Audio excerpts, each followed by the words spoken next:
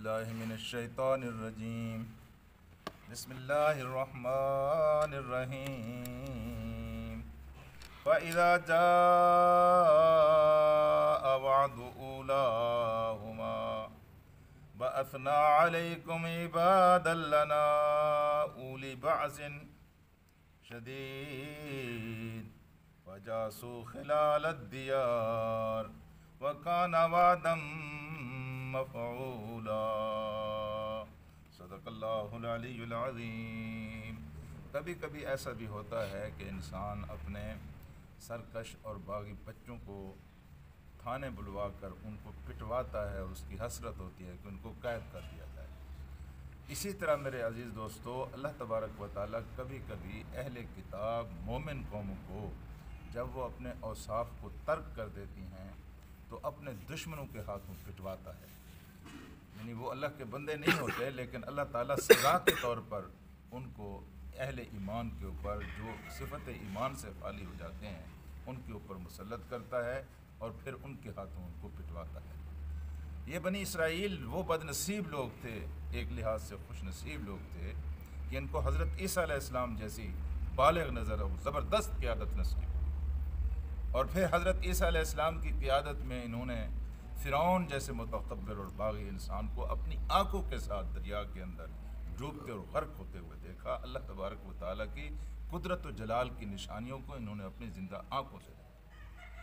لیکن جب یہ فرعون کو غرق ہونے کے یعنی فرعون کے غرقاب ہونے کا منظر دیکھنے کے بعد جب یہ آگے نکلے میدان تہ میں، تو وہاں انہوں نے جو سلوک اپنے نبی کے ساتھ کیا، پھر واقع اس کی ایک ایک داستان کی کڑی کو دیکھ کر انسان افسوس کا اظہار بھی کرتا ہے اور انسان کو شرم بھی محسوس ہوتی ہے۔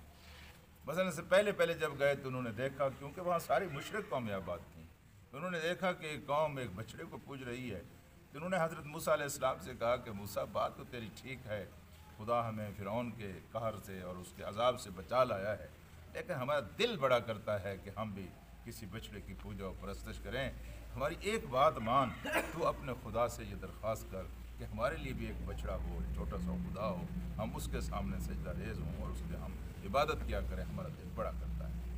تو حضرت موسیٰ علیہ السلام نے اس طرح کی ان کی فرمائشوں کو دیکھ کر ایک بار کہا تھا، لِمَ تُؤْذُونَنِی،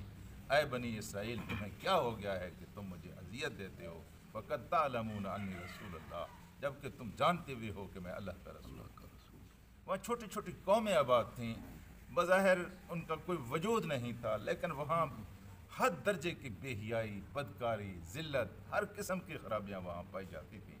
اگر بنی اسرائیل ہمت اور غیرت کا مظاہرہ کرتے تو ان آبادیوں کے اوپر اپنا تسلط جما کر وہاں اللہ تعالیٰ کے قانون کی حکمرانی قائم کر سکتے،